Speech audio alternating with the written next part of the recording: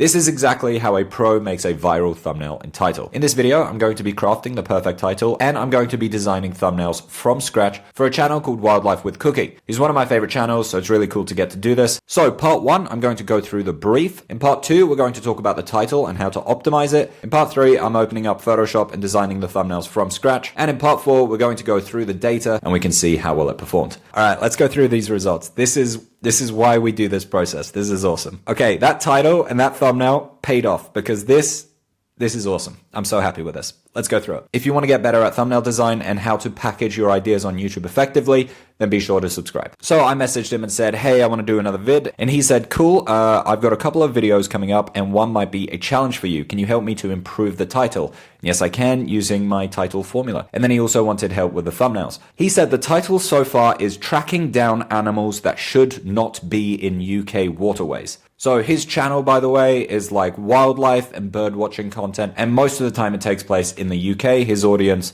likes seeing the wildlife in the UK.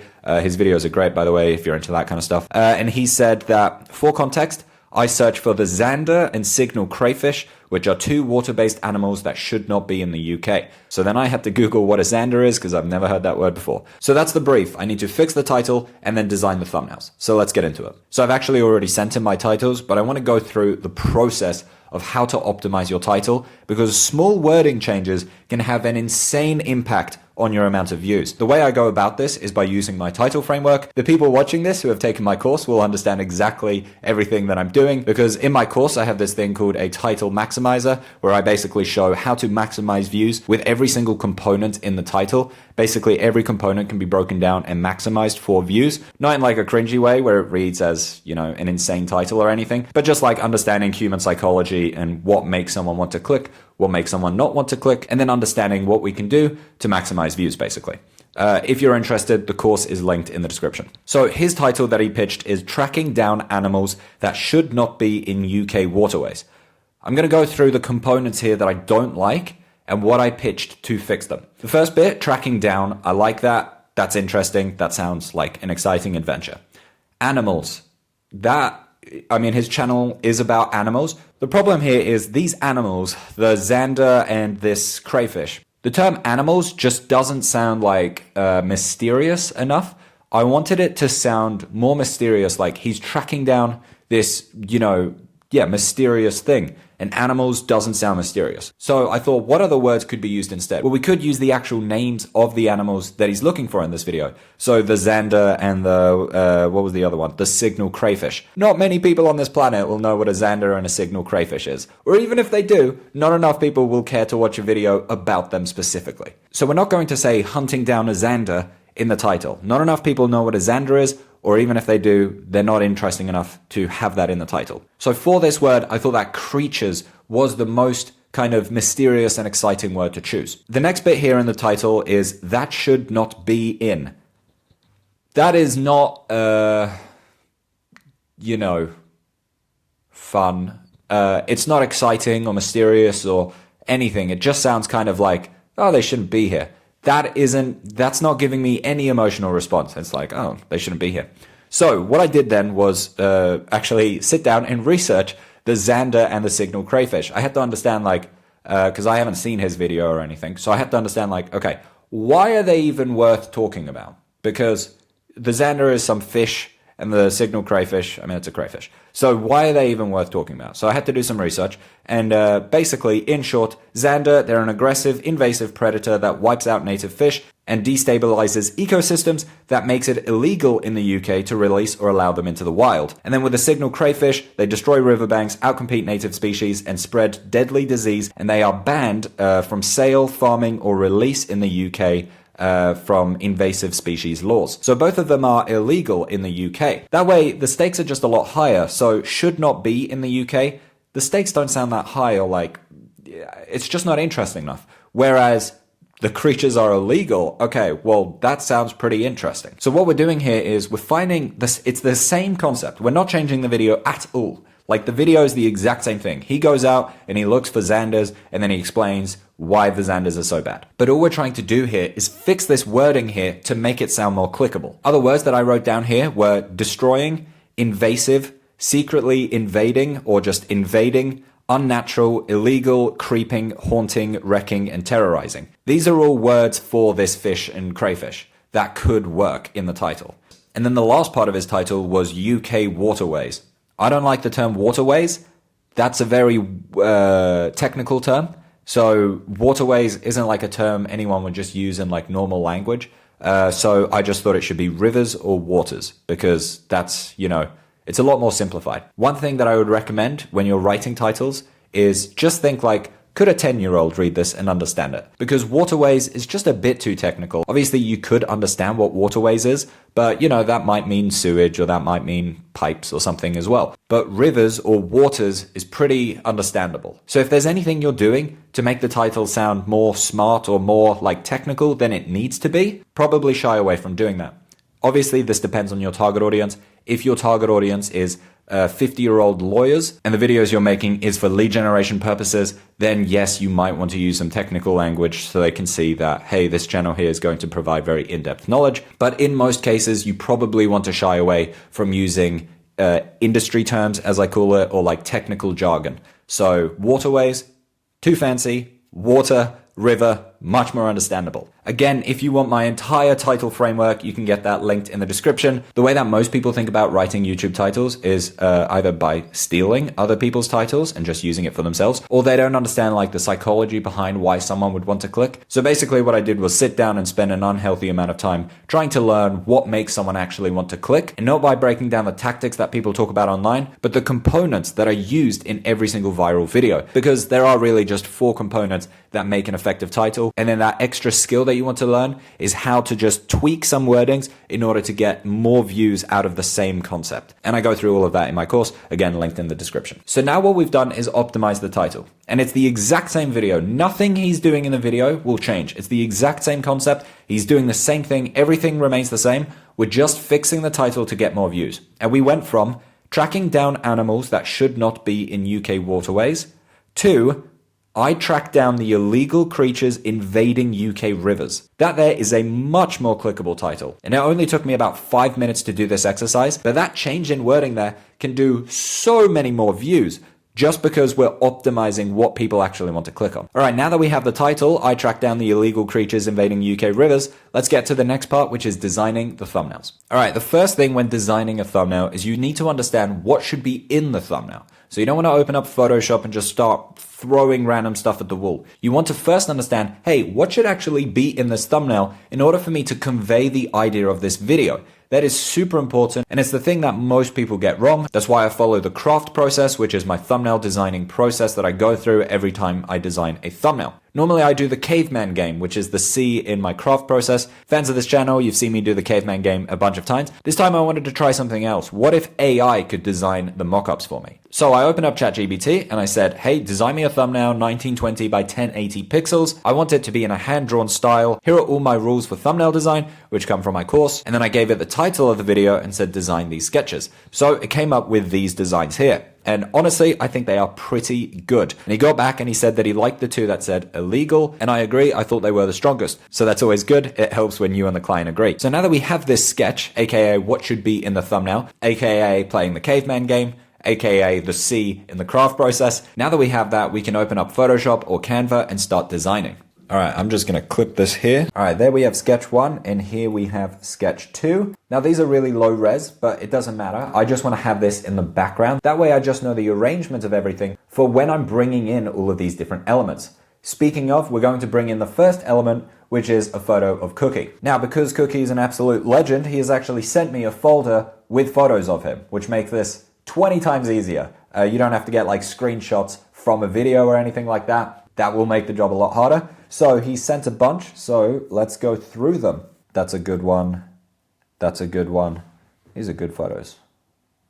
Yeah. All right, he looks happy. So in some of these, yes.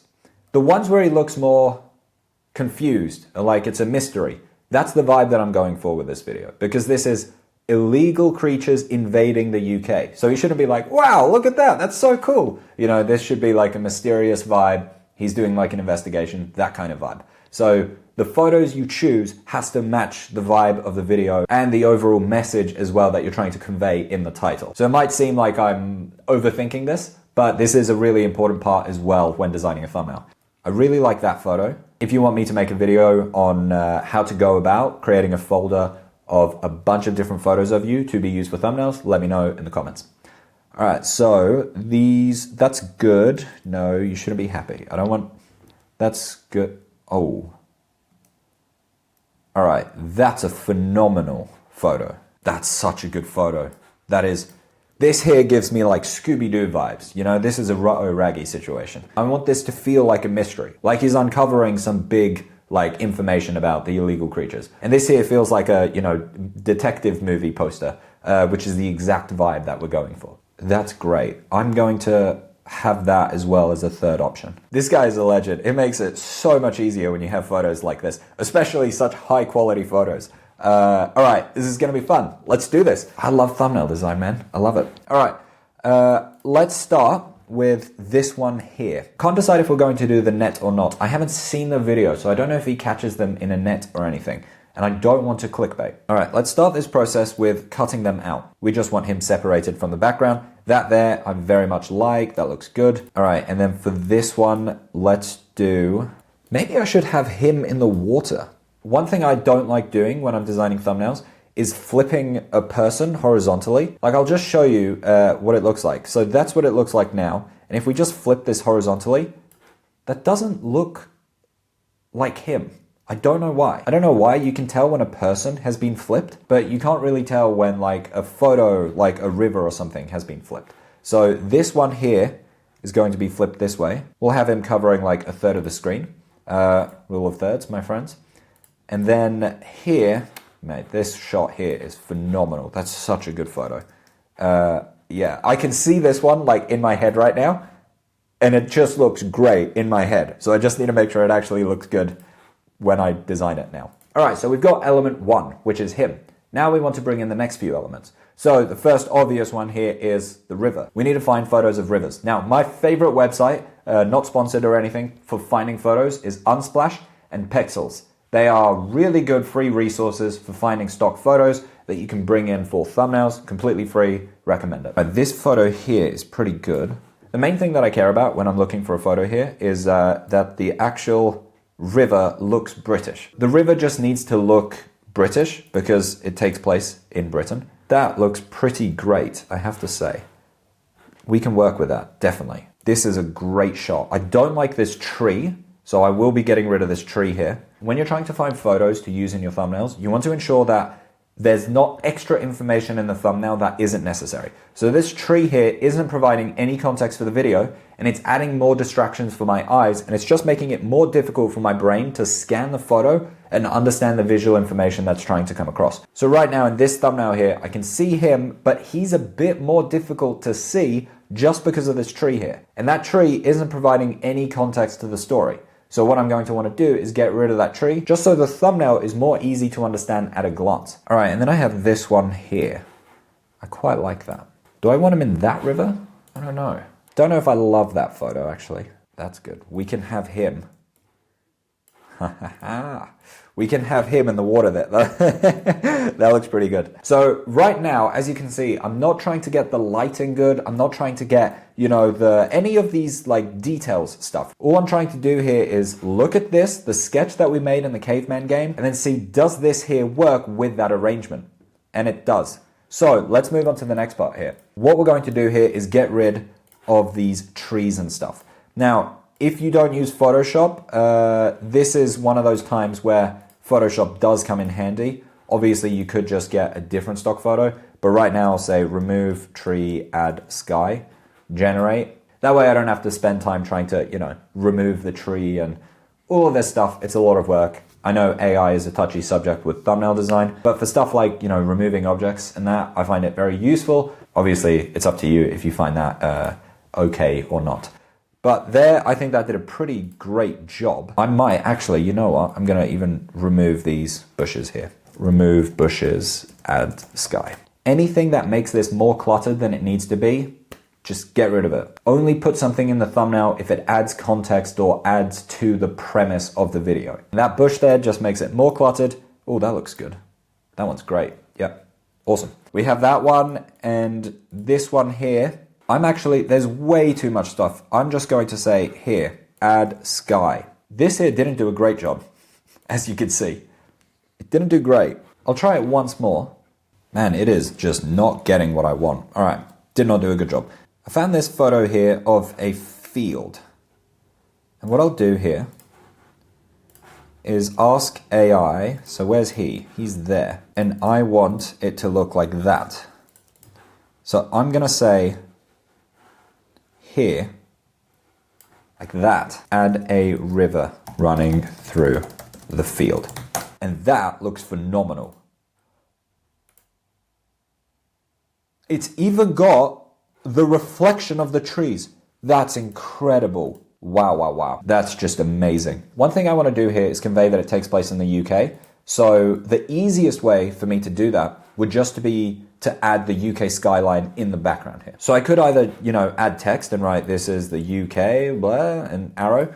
That's one option. Or you visually convey that information. That way someone could easily look at this and be like, oh, it takes place in the UK. If you're finding this useful so far, please drop a comment on the most valuable lesson you've learned so far in the video, and subscribe if you want to see more of these types of videos. All right, let's work on the colors and everything here. So this here seems a bit bright and happy. It's going to be difficult to mix these two. What I'm going to do is duplicate him, right click, convert him to a smart object, filter, camera raw filter, and we are just going to turn down his exposure, add some contrast, play with this, add some sharpening, add some noise reduction. I always do that. It just gives it that thumbnail effect, It's too green for me right now. What I'm going to do is click on filter mask here, and what I'll do is just kind of draw like this. Does that look realistic? No, it doesn't. Like that. I think it should be, yeah, something like that. I don't think that looks super realistic. It's not looking really realistic, and that's because he is super sharp and this here is not super sharp. I'll come back to that one. That one I'm struggling with. Let's look at this because that looks phenomenal. I'm loving that. First thing I'm going to do, I always do this, I hate when there's anything on a t-shirt or any piece of clothing. It's visual information that doesn't provide context to the story. Get rid of it. By the way, another annoying detail. People who wear glasses, I wear glasses. Not now. I should be wearing glasses. When you wear glasses, you get this, right? It's really annoying. So what you have to do is cut out, this stuff here. But glasses will also curve the face sometimes in photos and stuff. That worked better than I expected.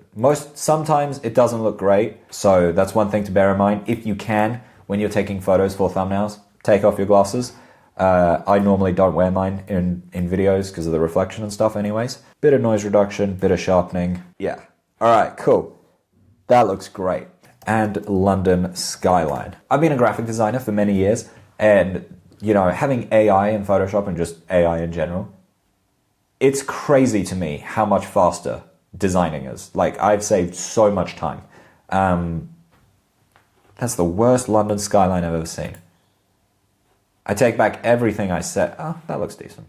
I take it back. That looks good. So now the next thing we need is this. We need a sign that says illegal. And I think that could sit like here with that there. So what I'm going to do is look for a sign. That's good.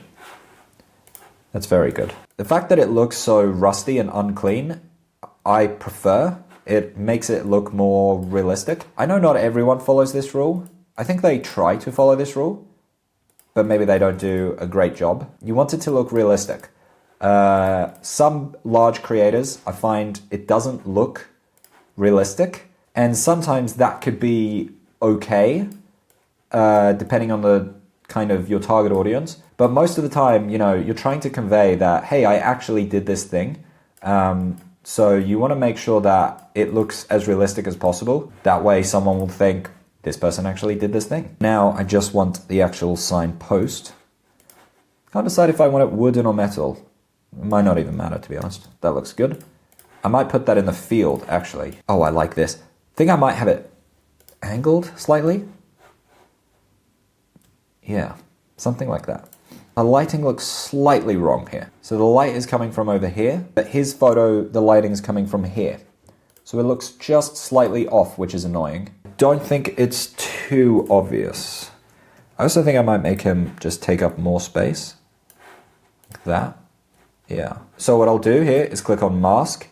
And now I'm going to use a feathered one. Or it's not called feathered, is it? It's called round, soft round. All right, soft round, just like that. Like this looks now like it's actually sitting in the grass. Again, I'm trying to make it look slightly realistic, you know? And now on here, what did we say? We just said illegal, right? The annoying thing with illegal is ILL. That doesn't read well. I think it has to be all caps. This is about legibility, you know? The annoying thing about the sign is that it takes up a lot of space horizontally and vertically, but illegal only takes up space horizontally. So we have a lot of space up here and down here. So we have two options here. We either find a different sign or we add icons above and below. I think it would be better to have icons for this one. In one of the other thumbnails, we'll just have the word illegal and we'll see which one wins the A/B test, basically. That looks good, right? I think that looks good. Just gonna add dissolve to it. Do I like, no, I don't like that. I take that back. I want it to look a bit more like it's on there. All right, I'm going to do something that doesn't matter, but just because I know how to, I'm going to do it. A very, very small detail, and I'm just doing it for my own amusement. Like, I just want to make it look a bit worn out, you know? Just a tiny, tiny bit worn out. Just the tiniest bit. I want it to look weathered and real. This here looks pretty good. I'm going to make it much larger. I feel like it's not as large as it could be. And yeah, there we go. That looks better. What I'll do is just play with the colors as well. Camera raw filter, add a bit more vibrant. I think that looks good. I think I actually made it too bright though, so I'll just bring it down here. Gonna add an inner shadow here as well. I know I'm being probably a bit pedantic here. I quite like that. I think the colors of the grass though are a bit, I don't know, I don't like them. That looks better. All right, we have thumbnail 1. So we went from this design to this. The only thing is the pixel fish. I can't decide if that should be there or not. I'm gonna save this and we'll have this one without the pixel fish. Cool, we've got one design here. Let's fix the other ones. This one here, undecided. I actually don't know if I'm going to have him in the water anymore. He looks like he's just on a mission, you know? So I want to do something with that shot. All right, this one here. What were we going for this one? We're going for this. Because we have so much sky space, basically, right? Let's just write illegal. All right, what I'm going to do is add this image to ChatGPT and say, add mysterious sea creatures. Don't make them look like traditional Loch Ness monster. Make it a downloadable PNG. I'm going to do transform distort. Just lift that up like that. Have him taking up more of the screen. I'll probably add a nice arrow that goes down like this, but better than that, you know? ChatGPT is taking its sweet time. Drop shadow doesn't add anything. It makes it less legible. There's no point. This is awful. I can't believe I waited for a minute for that.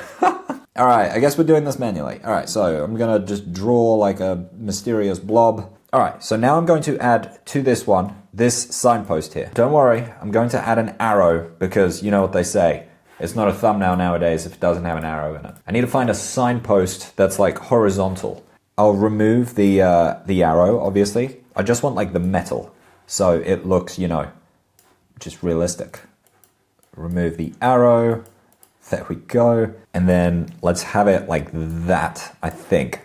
And then let's make this signpost here even larger. I don't know, something like that. The angle here is wrong. So transform, distort.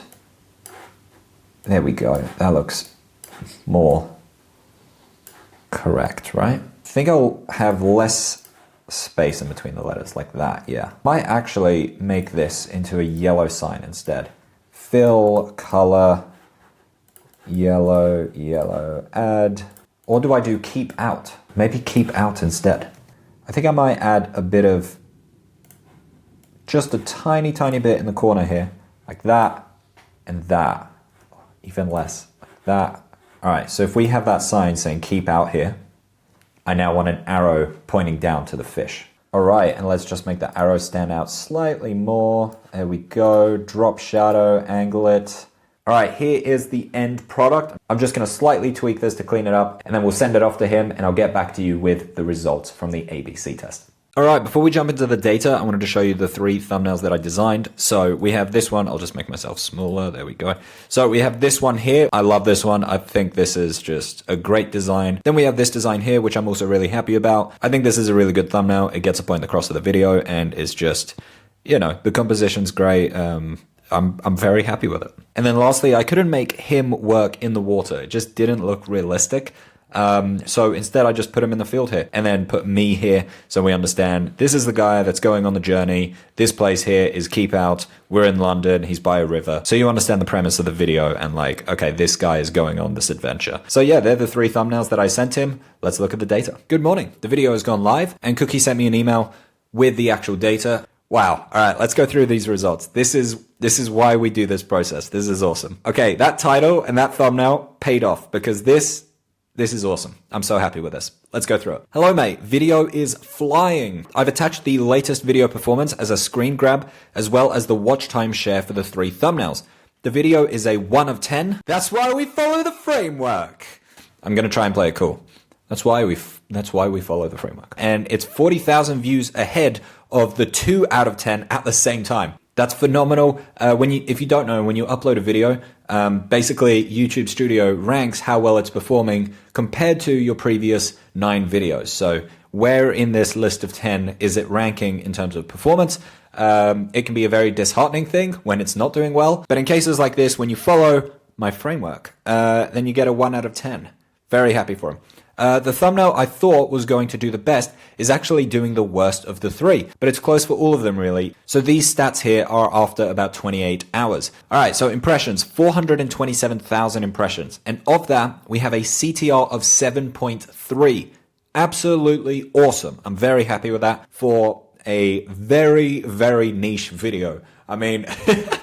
It's such a niche video idea. As you know, if you've watched this entire video, it's about a guy who goes looking for a fish. I mean, it's niche. It's niche. Like, it's really niche. It's a good video, by the way. I've now watched it now that it's out. And it's a good video. If you're into wildlife, I recommend watching it. But having 7.3% for such an incredibly niche video is awesome. Very happy with that. Average view duration, 6 minutes and 15, which is very cool. It shows that the thumbnails as well accurately portray the video. If the thumbnails were, you know, clickbait basically, and they, you know, maybe if I over-exaggerated in the title or I over-exaggerated in the thumbnail, then you might have, you know, slightly higher CTR if it's something outrageous. But then when people click onto it, then they would click away immediately, meaning you have a low average view duration. This is why with thumbnail design, I care so much about not just the CTR, but also the average view duration. If you haven't seen my algorithm video linked in the description, then check that out because average view duration is just such an important metric for your success on YouTube. And then subscribers, he got 303 new subscribers already from this video, which is really cool. It's also telling me that subscribers are clicking 9.3% of the time the video was shown,